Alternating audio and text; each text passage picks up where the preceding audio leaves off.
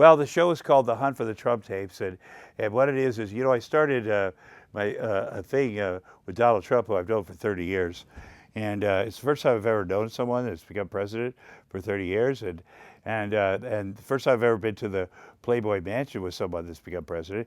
And I used to say I wasn't the creepy guy, but then I realized I went to the Playboy Mansion with a guy, and we went to see his girlfriend, and he was married at the time, and I went with him. So I'm also a creepy guy. I'm just not the creepiest guy. But so 2013, my buddies go with him to Moscow for the Miss Universe contest because they're the same friends. There's an overlap. There's people that work on the Best Damn Sports Show that worked on The Apprentice. There's people, my friends, that worked on the Miss Universe. So there's a lot of overlap. And the fact there's so much overlap in Tom Arnold's life and Donald Trump's life, who became the president, is a problem. That tells you right there he should not be the president. I assume he's never going to be the president.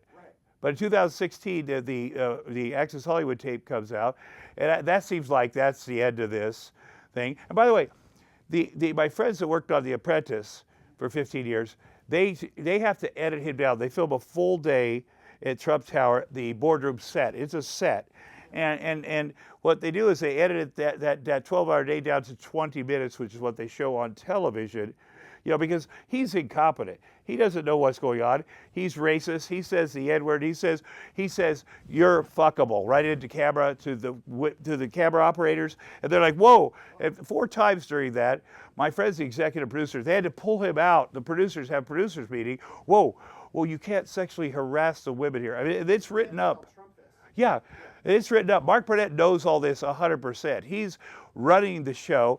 They've had to pull him out of there. Mark Burnett is literally one of his best friends in the world. He still talks to him to this day 3 times a week. So anyway, they've had to edit this guy down.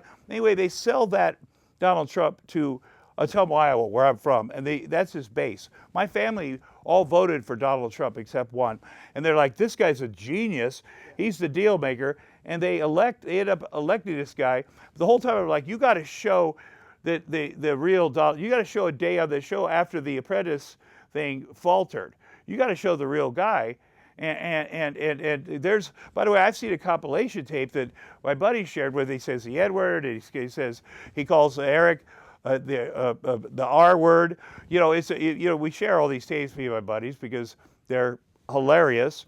And when we share them on every host, by the way, including myself, except we don't think we're going to be the president. So when that comes out, I speak publicly in October 2016. I said, I've seen him say the N-word and this other stuff, and then people are like, well, you got to find that. So I called my buddy and said, you got to resend me this tape. And they're like, oh my God, we're going to be murdered by Donald Trump people.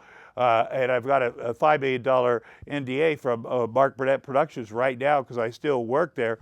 Well, I said, well, okay, I'll tell you what, I'll call Mark Burnett. I'll go see him and have him let me rebuild that. So I go to Mark Burnett's face. I go, buddy, you got to let me put that tape back together to show America what this guy's really like. And he's like, hey, nothing could be worse than grabbing by the pussy.